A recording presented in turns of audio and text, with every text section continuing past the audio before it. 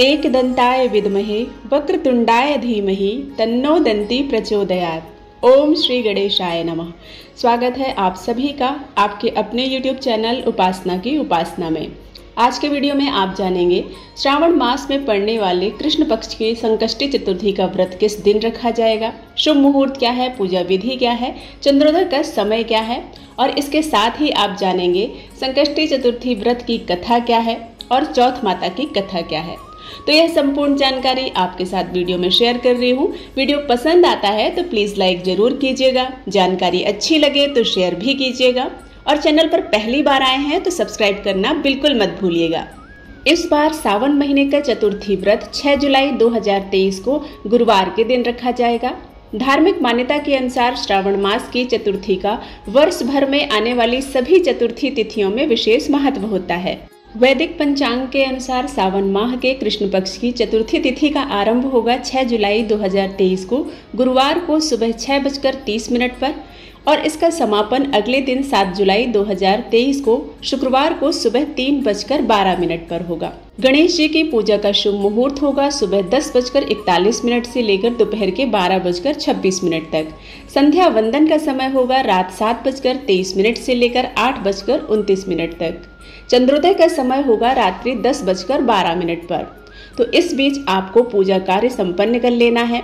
राहु काल का समय होगा दोपहर 2:30 से लेकर दोपहर के 3 बजे तक। राहु काल के समय कोई भी शुभ कार्य नहीं किए जाते हैं। ऐसे में पूजा कार्य संपन्न आपको प्रातःकाल ही कर लेने चाहिए और रात्रि में चंद्रोदय के बाद अर्घ देने के बाद ही व्रत का पारण करना चाहिए। धर्म ग्रंथों के अनुसार सावन मास के कृष्ण पक्ष में पड़ने वाली संकष्टी चतुर्थी के दिन से ही साल भर की चतुर्थी व्रत के संकल्प लिए जाते हैं। इसका अर्थ यह है कि इस तिथि से ही आप साल भर आने वाली सभी चतुर्थी के व्रत की शुरुआत कर सकते हैं। धार्मिक मान्यताओं के अनुसार सावन चतुर्थी का व्रत करने वालों को वर्ष भर की सभी चतुर्थी व्रत के बराबर का फल प्राप्त होता है। इस व्रत के धार्मिक महत्व के अनुसार श्रावण कृष्ण चतुर्थी के व्रत के बारे में कहा जाता है कि श्री राम भक्त हनुमान जी ने माता सीता की खोज में जाने पर सफलता पाने के लिए यह व्रत किया था। महर्षि गौतम ने जब अपनी पत्नी अहिल्या को श्राप दिया था तब उससे मुक्ति पाने के लिए उन्होंने भी यही व्रत किया था। इसलिए श्री गणेश विघ्नहर्ता माने गए और सभी दुखों को हरने वाले देवता हैं। इसलिए चतुर्थी का व्रत बहुत ही लाभकारी माना जाता है। इस व्रत से धार्मिक लाभ तथा धन लाभ भी प्राप्त होता है, साथ ही धन आगमन के रास्ते खुलते हैं। चतुर्थी का व्रत करने से जीवन से परेशानियां दूर होकर ऐश्वर्य सुख सौभाग्य में वृद्धि होती है। यदि किसी खास कामना से श्रावण चतुर्थी का व्रत रखा जाए तो श्री गणेश अपने भक्त की हर मनोकामना पूर्ण करके उन्हें सफलता का वरदान देते हैं। इस दिन सूर्योदय से पहले उठकर स्नान करना चाहिए। इसके बाद साफ स्वच्छ वस्त्र धारण करने चाहिए। गणेश जी की पूजा में लाल या पीले रंग के वस्त्र ही धारण करें। ईशान कोण में एक चौकी रखें, उस पर लाल या पीले रंग का वस्त्र बिछाकर उस पर गणेश जी की प्रतिमा स्थापित करें। यह पूजा आप अपने पूजा स्थल पर भी संपन्न कर सकते हैं। इसके लिए कोई आवश्यकता नहीं है कि आप अलग से चौकी बिछाकर पूजा करें। तो आप यदि पूजा स्थल पर पूजा कर रहे हैं तो सबसे पहले दीपक प्रज्वलित करें। इसके बाद दीपक की पूजा करें, फिर गणेश जी का ध्यान करें और व्रत का संकल्प लें। भगवान गणेश को जल, दूर्वा, अक्षत, पान जरूर चढ़ाएं। इसके बाद गणेश जी के बीज मंत्र ओम गंग गणपतये नमः मंत्र का जाप करें।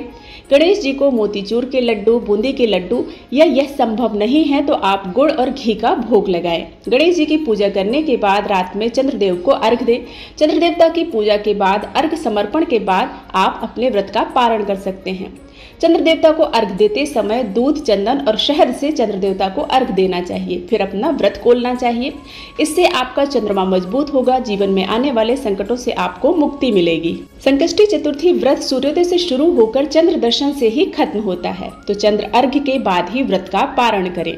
सावन मास के कृष्ण पक्ष की संकष्टी चतुर्थी व्रत की पौराणिक कथा के अनुसार ऋषिगण पूछते हैं कि हे स्कंद कुमार, दरिद्रता, शोक, कुष्ठ, विकलांगता, शत्रुओं से संतप्त, राज्य से निष्कासित राज, सदैव दुखी रहने वाले, धनहीन, समस्त उपद्रवों से पीड़ित, विद्याहीन, संतानहीन, घर से निष्कासित लोगों, रोगियों और अपने कल्याण की कामना करने वाले लोगों को क्या उपाय करना चाहिए जिससे उनका कल्याण हो। और उनके उपरोक्त कष्टों का निवारण हो सके। यदि आप कोई उपाय जानते हैं तो मुझे अवश्य बताइए। स्वामी कार्तिकेय जी कहते हैं कि हे ऋषियों, आपने जो प्रश्न किया है उसके निवारणार्थ मैं आप लोगों को एक शुभदायक फल बतलाता हूँ, उसे ध्यान से सुनिए। इस व्रत के करने से पृथ्वी के समस्त प्राणी सभी संकटों से मुक्त हो जाते हैं। यह व्रतराज महापुण्यकारी और मानवों को सभी कार्यों में सफलता प्रदान करने वाला होता है। विशेषतः यदि इस व्रत को महिलाएं करें तो उन्हें संतान और सौभाग्य में वृद्धि होती है। इस व्रत को धर्मराज युधिष्ठिर ने किया था। पूर्व काल में राज्य से विहीन होकर अपने भाइयों के साथ जब धर्मराज वन में गए थे, तब भगवान श्री कृष्ण ने इस व्रत की महिमा युधिष्ठिर से कही थी। युधिष्ठिर ने भगवान श्री कृष्ण से अपने कष्टों के शमनार्थ जो प्रश्न किया था, उस कथा को आप श्रवण कीजिए। युधिष्ठिर पूछते हैं कि हे पुरुषोत्तम, ऐसा कौन सा उपाय है जिससे हम वर्तमान संकटों से मुक्त हो सकें? हे गदाधर, आप सर्वज्ञ हैं, हम लोगों को आगे अब किसी प्रकार का कष्ट ना भुगतना पड़े, ऐसा उपाय बताइए। स्कंद कुमार जी कहते हैं कि जब धैर्यवान युधिष्ठिर विनम्र भाव से हाथ जोड़कर बारंबार अपने कष्टों के निवारण का उपाय पूछने लगे, तो भगवान श्री कृष्ण ने कहा कि हे राजन, संपूर्ण कामनाओं को पूर्ण करने वाला एक बहुत बड़ा गुप्त व्रत है। हे युधिष्ठिर, इस व्रत के संबंध में मैंने आज तक किसी को नहीं बताया है। हे राजन, प्राचीन काल में सतयुग की बात है कि पर्वतराज हिमालय की सुंदर कन्या पार्वती ने शंकर जी को पति रूप में प्राप्त करने के लिए गहन वन में जाकर कठोर तपस्या की, परंतु भगवान शिव प्रसन्न होकर प्रकट नहीं हुए। तब शैलपुत्री पार्वती जी ने अनादिकाल से विद्यमान गणेश जी का स्मरण किया। गणेश जी ने उसी क्षण प्रकट होकर पार्वती जी से पूछा कि मैंने कठोर, दुर्लभ एवं लोमहर्षण तपस्या की, किंतु अपने प्रिय भगवान शिव को प्राप्त न कर सकी। वह कष्ट विनाशक दिव्य व्रत जिसे नारद जी ने कहा है और जो आपका ही व्रत है, उस प्राचीन व्रत के तत्व को आप मुझसे कहिए। पार्वती जी की बात सुनकर तत्कालीन सिद्धदाता गणेश जी उस कष्टनाशक शुभदायक व्रत का प्रेम से वर्णन करने लगे। गणेश जी ने कहा कि हे अचल सुते, अत्यंत पुण्यकारी और समस्त कष्टनाशक व्रत को कीजिए। इसके करने से आपकी सभी आकांक्षाएं पूर्ण होंगी और जो व्यक्ति इस व्रत को करेंगे उन्हें भी सफलता प्राप्त होगी। श्रावण मास के कृष्ण पक्ष की चतुर्थी का व्रत करना चाहिए। चतुर्थी की रात्रि में चंद्रोदय होने पर पूजन करना चाहिए। उस दिन मन में संकल्प करें कि जब तक चंद्रोदय नहीं होगा मैं निराहार रहूंगी, पहले गणेश पूजन कर ही भोजन करूंगी। मन में ऐसा निश्चय करना चाहिए। इसके बाद सफेद तिल के जल से स्नान करें, मेरा पूजन करें तथा अपनी सामर्थ्य के अनुसार सोने, चांदी, तांबे अथवा मिट्टी के कलश में जल भरकर उस पर गणेश जी की प्रतिमा स्थापित करें। मूर्ति कलश पर वस्त्र आच्छादन करके अष्टदल कमल की आकृति बनाएं और मूर्ति की स्थापना करें। तत्पश्चात षोडशोपचार विधि से भक्तिपूर्वक पूजन करें। मूर्ति का ध्यान करते हुए हे लंबोदर, 4 भुजा वाले, 3 नेत्र वाले, लाल रंग वाले, हे नील वर्ण वाले, शोभा के भंडार, प्रसन्न मुख वाले गणेश जी, मैं आपका ध्यान करती हूँ। हे गजानन, मैं आपका आवाहन करती हूँ। हे विघ्नराज, आपको बारंबार प्रणाम है। हे लंबोदर, यह आपके लिए आसन समर्पित किया है, इसमें आप आकर विराजमान हो। हे शंकर सुमन, यह आपके लिए अर्घ है। हे उमापुत्र, यह आपके स्नानार्थ जल है। हे वक्रतुंड, यह आपके लिए आचमनीय जल है। हे शूर्पकर्ण, यह आपके लिए वस्त्र है।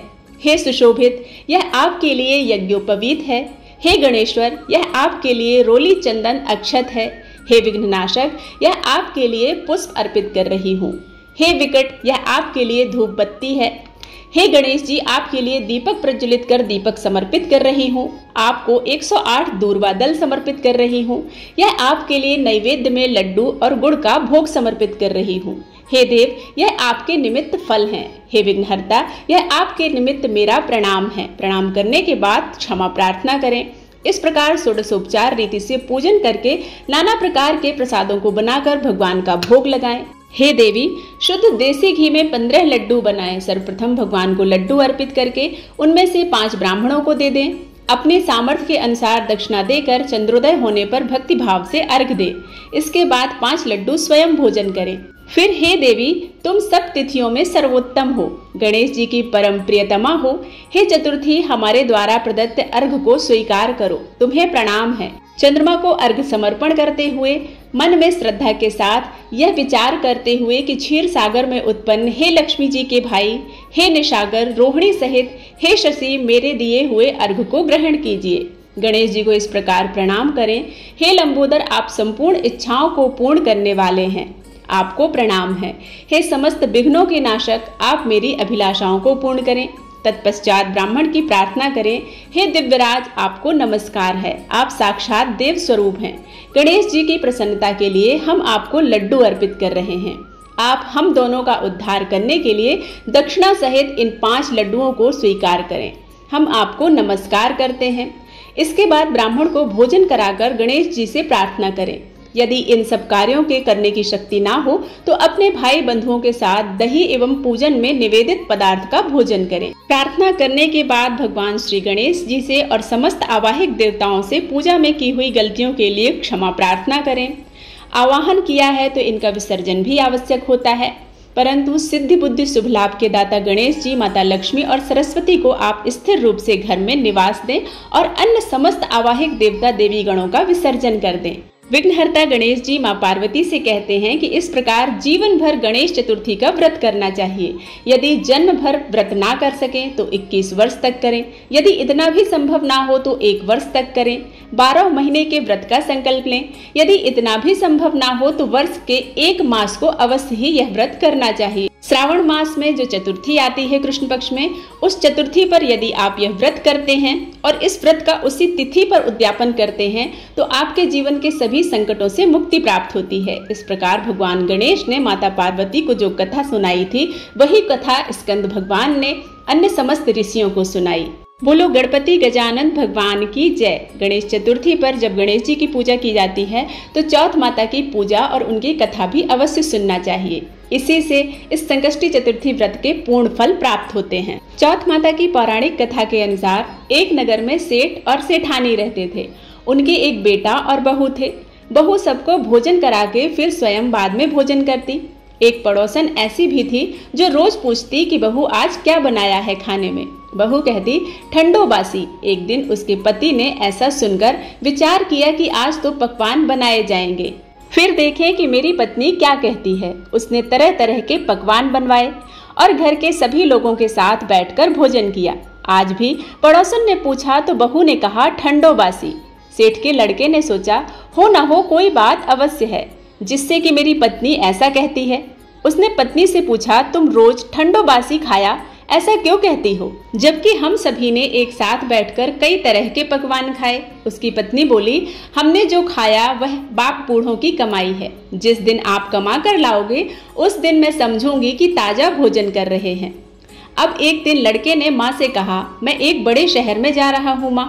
माँ ने पूछा क्यों जा रहे हो बेटा, तो बोला माँ मैं कमाई करने जा रहा हूँ। माँ बोली बेटा अपने पास इतना धन है कि 7 पीढ़ियां भी खा सकती हैं। माँ के मना करने पर भी बेटे ने स्वयं को कमाने का दृढ़ निश्चय कर लिया और जाते समय पत्नी से कहा कि मैं जब तक कमाकर बहुत सा धन लेकर ना आऊं तुम चूल्हे की आग बुझने मत देना। चूल्हे की आग बुझ गई तो वह मन ही मन घबराने लगी, कहीं मेरे पति पर संकट तो नहीं आन पड़ा। जल्दी से पड़ोसन के घर में से आग लाकर चूल्हे में रख दूं। ऐसा विचार करके पड़ोसन के घर में गई। वहां पड़ोसन चौथ माता का व्रत पूजन कर रही थी। पड़ोसन ने कहा थोड़ी देर में आकर ले जाना। बहू ने पड़ोसन से पूछा आप यह कौन सा व्रत करती हैं, इससे क्या फल मिलता है। पड़ोसन ने कहा चौथ माता के इस व्रत को करने से अन्न लक्ष्मी मिले और अपनी मनोकामनाएं पूरी होती हैं। अब बहू भी चौथ माता का व्रत करने लगी। दीवार पर चौथ माता बनाई। उस दिन घी गुड़ का चूरमा बनाकर रात्रि को चंद्रमा को अर्घ देकर भोजन करती। ऐसा करते करते बहुत दिन व्यतीत हो गए। चौथ माता ने उस बहू के पति को सपना दिया कि साहूकार का बेटा तू जागे कि सोवे, तेरी पत्नी बहुत याद कर रही है, घर जाकर उसकी चिंता मिटा। तू दुकान खोलकर केसर और कुमकुम का स्वास्तिक बना के बैठ जाना, आज तेरा हिसाब चुकता हो जाएगा। अब तो चौथ माता ने जैसा कहा था वैसा ही हुआ। उसने घर जाने की तैयारी की और गाड़ी भर के धन दौलत लेकर चल दिया। रास्ते में एक बड़ा सा काला नाग फल फैलाए बैठा हुआ था और कहने लगा आज तो मैं तुझे डसूंगा, छोड़ूंगा नहीं।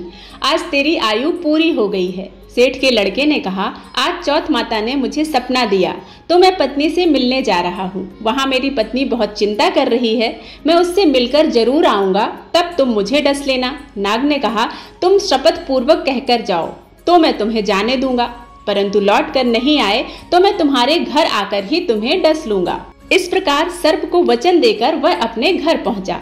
वहां सभी से हंसी खुशी से मिला और भोजन करके उदास होकर बैठ गया। उसकी पत्नी ने उदास होने का कारण पूछा तो पति ने काले नाग वाली बात बताते हुए कहा कि यदि मैं उसके पास नहीं जाऊंगा तो वह घर आकर ही मुझे डस लेगा। पत्नी बहुत चतुर थी, उसने कहा कि आप घबराओ नहीं, लेट जाओ, मैं एक उपाय करती हूँ। पत्नी ने कमरे की सीढ़ियों को धोया।